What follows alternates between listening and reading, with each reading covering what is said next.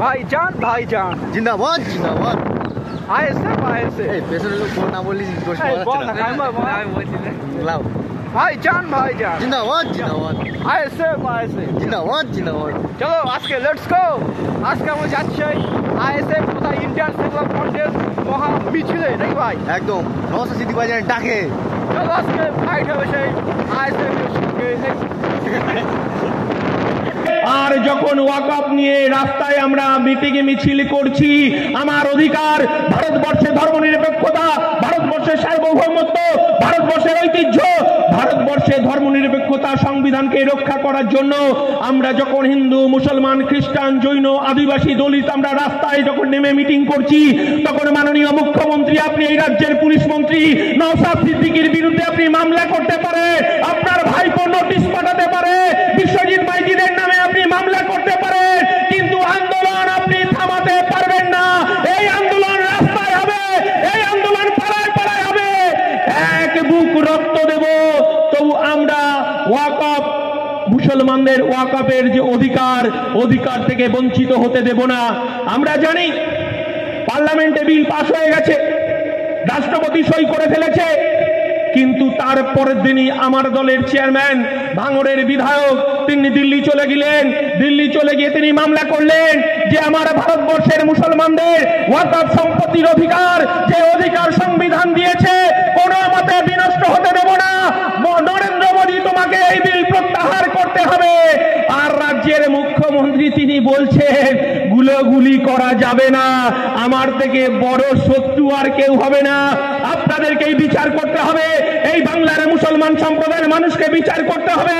এতদিন বিজেপিকে রক্ষার জন্য হিন্দু মুসলমান করে এসেছে, আমরা বারবার বসিরহাটের মানুষ ভোট দিয়েছি, বিজেপিকে রক্ষার জন্য তৃণমূলকে ভোট দিয়েছি, কিন্তু মমতা বন্দ্যোপাধ্যায়কেই তো উত্তর দিতে হবে। পার্লামেন্টের লোকসভায় যখন ওয়াকফ সংশোধনী বিল পাস হলো, কেন আপনার 3 জন সাংসদ ভোট দিল না? আমরা এখনো পর্যন্ত বুঝে উঠতে পারলাম না। আপনার কতজন সাংসদ গোপনে বিজেপিকে সমর্থন করলো?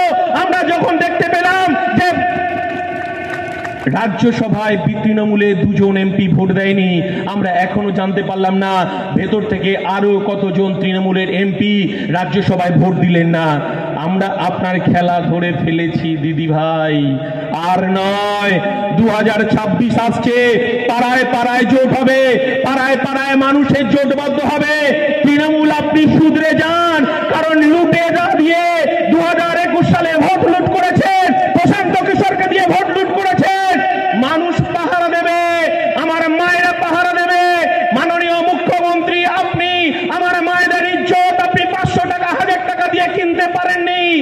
আগামী বিধানসভা নির্বাচন আপনি হয়তো 2000, 2500 টাকা করবেন, কিন্তু মুখ্যমন্ত্রী আপনি বুঝে গেছেন যে আমার তিলোত্তমা বোন আরজি করে, আপনি পুলিশ মন্ত্রী, আরজি করে একটা সরকারি হাসপাতাল, যে হাসপাতালে আমার বাংলার মানুষকে চিকিৎসা নিয়ে যেতে হয়, আমার তিলোত্তমা বোনকে সেখানে রেপ হতে হলো, তার শরীরে 113টা কামড়ের দাগ।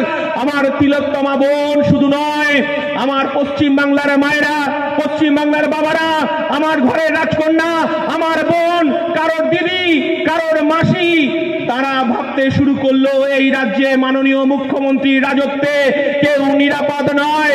তিলোত্তমার বিচার দিতে পারলো না। আমরা এই মাননীয় মুখ্যমন্ত্রীকে দেখেছি। আপনি ফিরে যান 2007 সাল, একটু স্মরণ করুন। এই রাজ্যের মুখ্যমন্ত্রী বুদ্ধদেব ভট্টাচার্য, এই রাজ্যের পুলিশ মন্ত্রী বুদ্ধদেব ভট্টাচার্য। আমরা কি দেখলাম? রিজবানুর রহমান, কেউ আমরা ভুলে যাইনি। রিজবানুর রহমান অশোক টোডির মেয়েকে ভালোবাসার জন্য তাকে পাতি পুকুরের ধারে ডেড বডিটা পাওয়া গেল।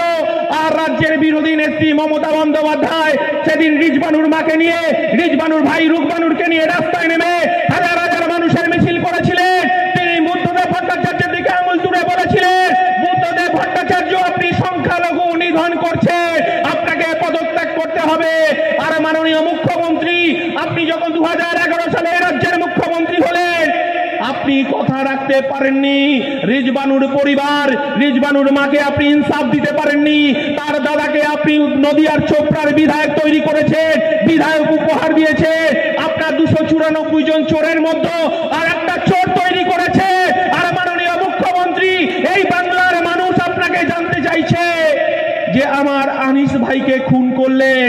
আপনি একটা আনিসকে খুন করেছেন, হাজার হাজার আনিস জন্ম নিয়েছে। আপনি আমার হাঁসখালির যে বোনটাকে রেপ করালেন, তার সারা শরীরে রক্ত রক্তে ভেসে গেল।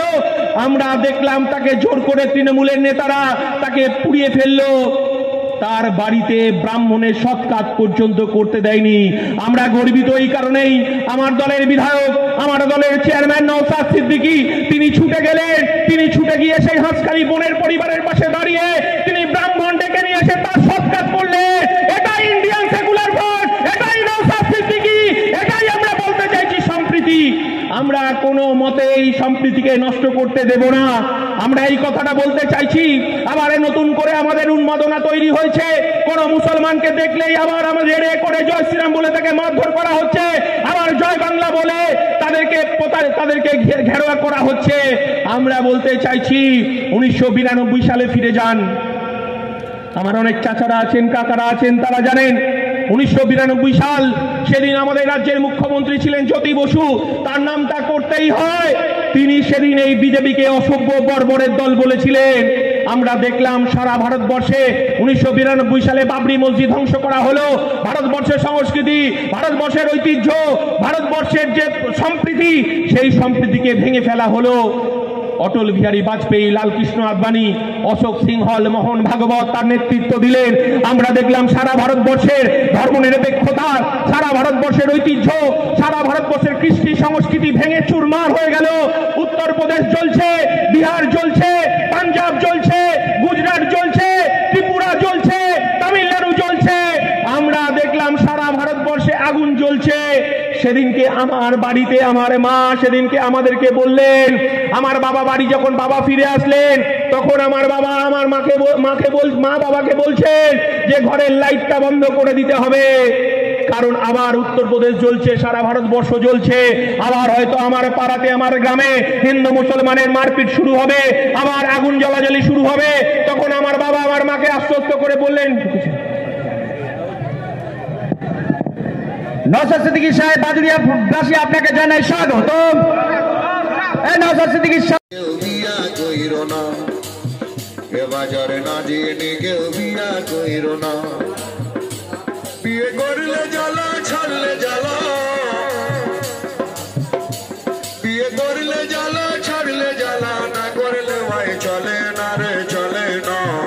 এ বাজারে না জেনে কেউ বিয়া কইর না, এ বাজারে না জেনে কেউ বিয়া কইর না।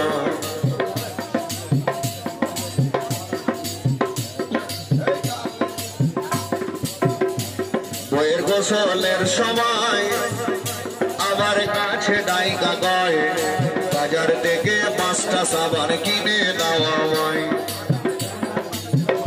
বইয়ের গোসলের সময় আবার কাছে ডাইকা গয়, বাজার থেকে 5টা সাবান কিনে দেওয়া হয়।